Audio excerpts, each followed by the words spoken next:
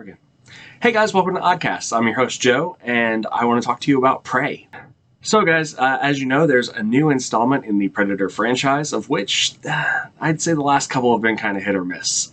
So Predators 1, 2, AVP, all gold. Chef's kiss. I love them. They're great. They establish who the Predators are.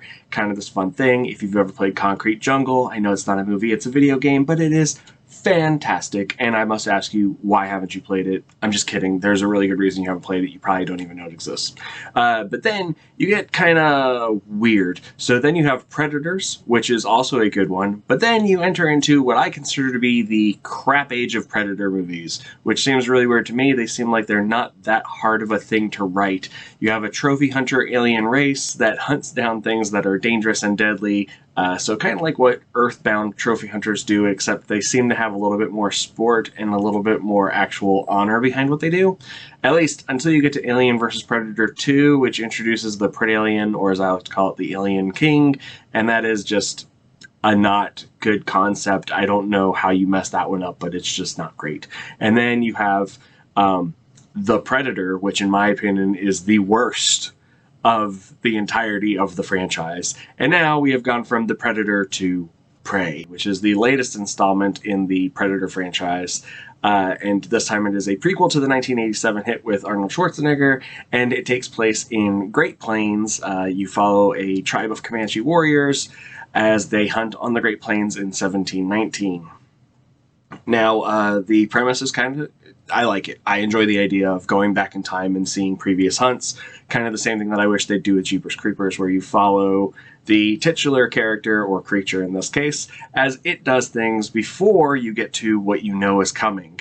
I think that that is a great thing to do. You can show the historic hunts. We know that the Predator has been to Earth multiple times based on what we have seen in AVP, and you have a strong female lead character, which is Naru, and you kind of follow her on her journey of overcoming, not so much self-doubt, but overcoming the doubts of her tribe and proving that she is a worthwhile hunter at the same time as she is being hunted.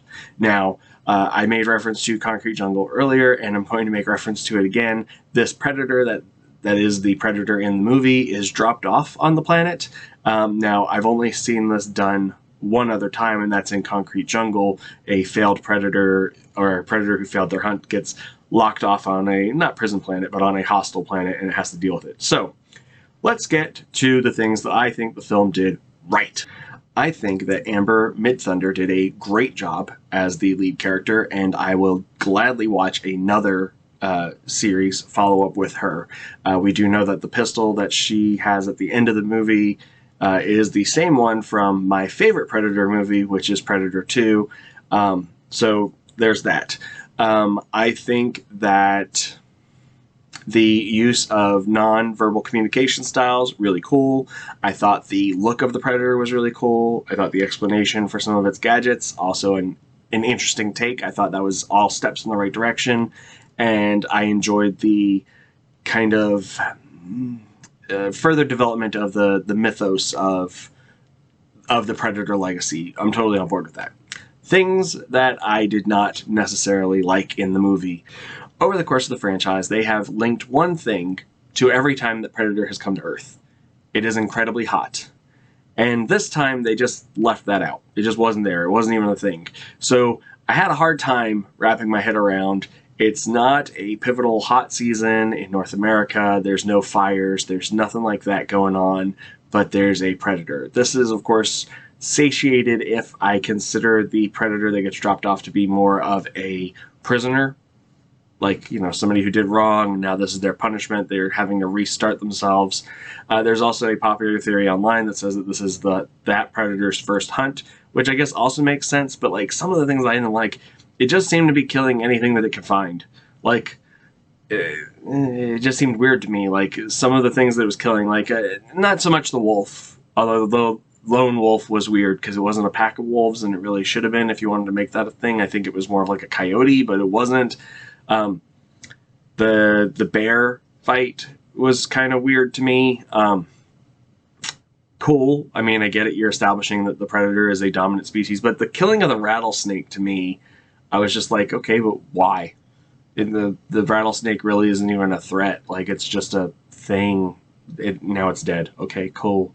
I did not like the idea that the entire Comanche group was all young adults. There was no like experienced hunter with them, nothing like that. And not only that, but they were the hunting party, but like none of them could hunt. Like they didn't understand the idea of like looking at tracks. They couldn't identify that was a predator, like that it wasn't a bear track. Even though Naru, who isn't allowed to be a hunter, or at least not in the movie, she was able to identify that that's not a bear track. And then she uses intelligence and wit to, track and hunt things in her own style, which is great. The mountain lion fight, pretty cool. I did not like they didn't show off the Comanche language at all, which I understand you don't want to use subtitles for the whole movie. I totally get that.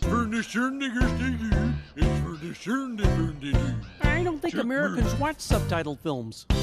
But I think they could have done it in kind of you start them off with using subtitles and then slowly you transition it into now it's English. But they also used modern English sayings, which were kind of off-putting. It didn't really close it in. The dog's tail got caught in a pressure plate trap, and I did not understand how that occurred. How did the tail trigger the pressure trap? Like, did the dog sit on it? But it didn't, because of where it was. It was just weird. It's just I don't get it. Also, the predator itself, it's big, it's lugging, that's fine. I don't like the idea that it was like invincible in its fight with the French gunman. I thought that was like too over the top. Like you're trying too hard to establish that this thing's dangerous. We get it, it's dangerous. We know it's dangerous. The audience is aware, and Naru is aware, so therefore we're all we get it. Like, you don't have to make it invincible to make it dangerous or deadly. It doesn't have to be that way. So I thought that was kind of an over-the-top and unneeded element. Also, the thing kept healing itself, like, every 5 seconds. Like, the Braves did an awesome job of fighting, and they did damage to it, only for it to then be healed the next scene. Like, there was no rest or nothing. Like, even the one running through the city in the future has to, like, break into an old woman's house and, like, grind some stuff up in a sink, and then it's still semi-injured by the time that it fights Danny Glover at the end. So it seemed too much. Like, you guys tried too hard to make the Predator dangerous. It's already dangerous. You didn't have to do that part. Also, they limited its technology. They gave it like a skull plate.